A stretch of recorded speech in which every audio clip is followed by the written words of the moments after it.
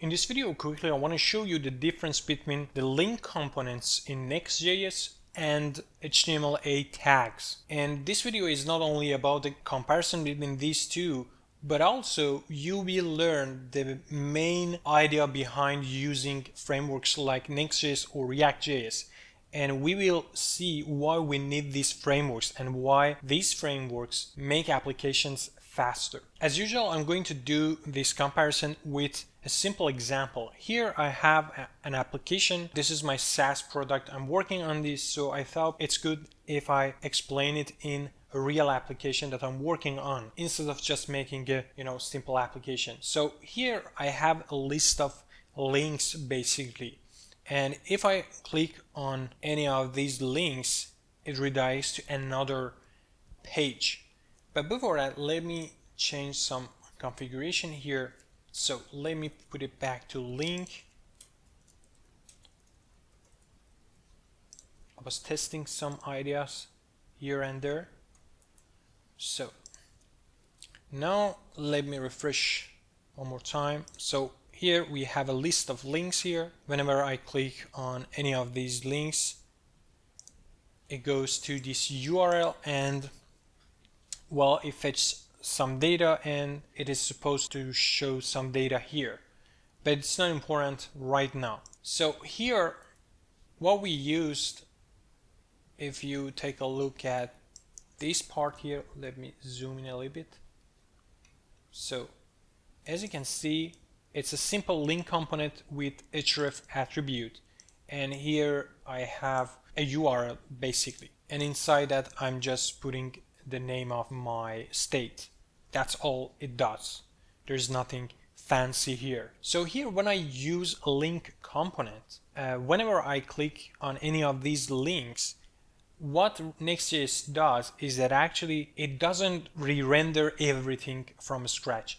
It just renders the parts that are needed. So for instance, when I click on this and when it goes to this URL, when I'm on this page, it needs only to re-render only this area, and it doesn't have to re-render the whole page. So as you can see, left sidebar is fixed, and whenever I click on any of these links, the sidebar doesn't reload and it's already there. The data is already there and it doesn't do anything with that. And the only thing Next.js is gonna change is this area and basically re-render it and put the components we need there. But to make it more clear, let me do experiment. I want to actually add a delay to this sidebar to force it takes longer than usual, because sometimes you have some backend API that takes a lot of time, or sometimes you have some processing behind the scene that takes a lot of time before actually returning the data. So I want to mimic the behavior of a long process with delay.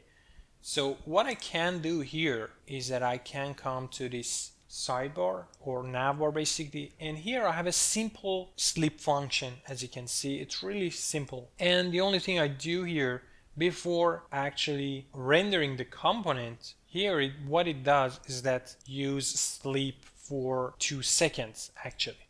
So let me save this, and if I try to refresh the page, you can see that now it takes longer to happen. And actually here in the network section in my web tool, if I clear everything and if I try to refresh again, you can see that it took almost 2.5 seconds to fetch the whole data to reload the page. So that's the whole point of using this delay here. But now take a look at this.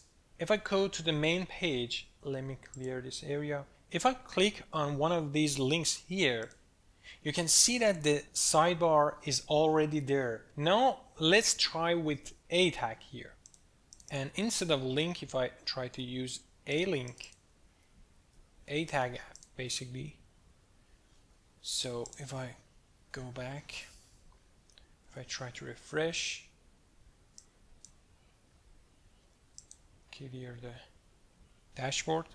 And now if I click on one of these links, look at this reload icon up here when I click.